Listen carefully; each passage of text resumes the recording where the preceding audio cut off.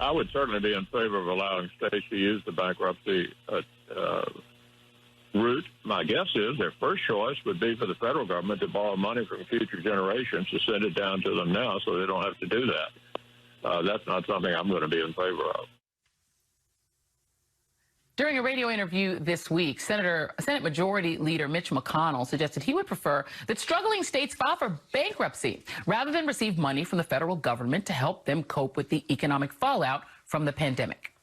Bankruptcy, rather than help from money those states' taxpayers paid into federal tax rolls to fund the hospitals and to purchase protective equipment for doctors, nurses, police, and paramedics. Here's what New York Governor Andrew Cuomo had to say about that idea.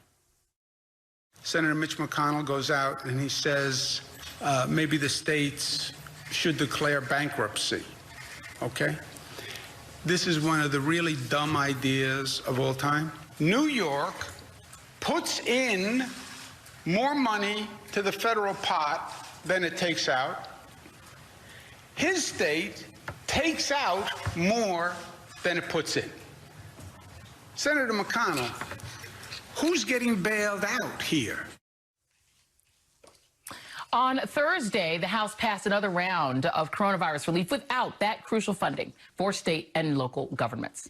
The CARES Act does replenish the Paycheck Protection Program intended for small businesses, and it allocates billions for hospitals and testing, but it's what's not in it that is the challenge. And joining me now is Bishop William Barber, co-chairman of the Poor People's Campaign and author of Revive Us Again, and Seth Harris, former acting Secretary of Labor in the Obama administration. And Bishop Barber, just to put a finer point on what the governor said, Governor Cuomo said, he tweeted out these numbers. New York State puts $116 billion more into the federal pot than we take out. Kentucky, Mitch McConnell's state, takes $148 billion more from the federal pot than they put in. But we don't deserve help now because the 15,000 people who died here were predominantly Democrats, he asks.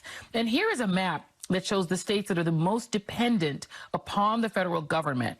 And this is from U.S. News and World Report. Notice that those states are heavily in the West, very Republican states, and in the South.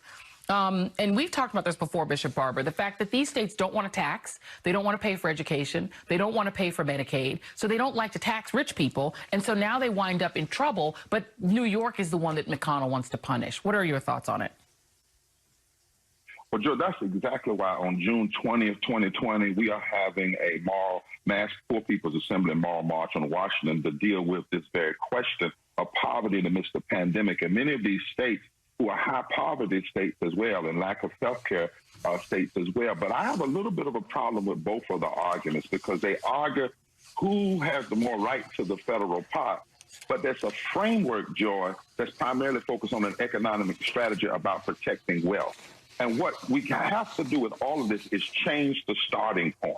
The starting point of our discussions ought to be, how do we impact the 140 million poor and low wealth people? How do we lift from the bottom, since that's where pandemic spread? In Kentucky, 49% of the people are poor and low income. 270,000 people are uninsured.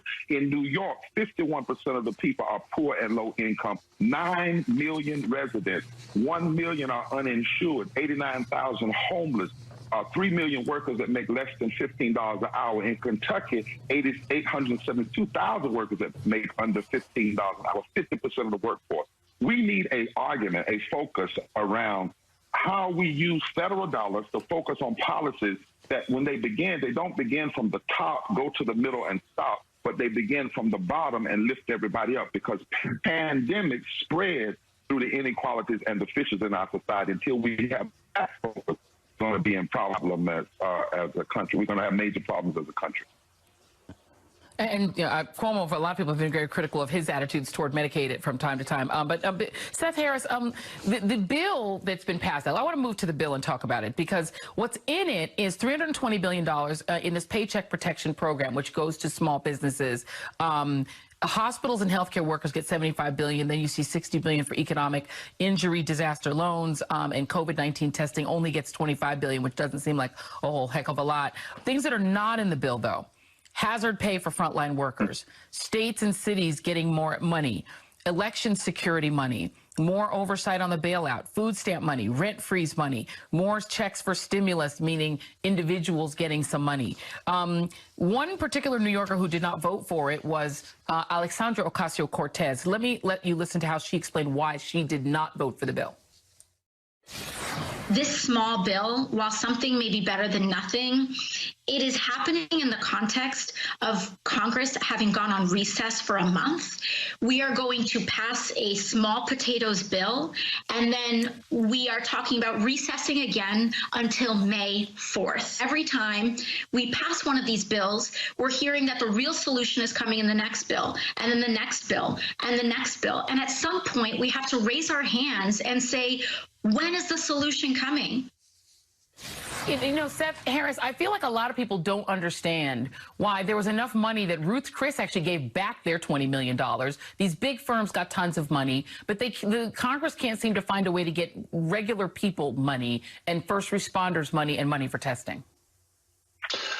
I agree with you, Joy. I would have voted for the bill because something is better than nothing, and there are millions of small businesses that are at grave risk of disappearing, and we would lose a lot of workers' jobs if we were to allow that to happen. But you're right, there's a lot of things that were missing from this bill that were desperately needed. Money for state and local governments. We need to fund health insurance for workers who've lost their health insurance because of unemployment by funding and subsidizing the COBRA payments that workers would have to make in order to keep their employer-provided health insurance.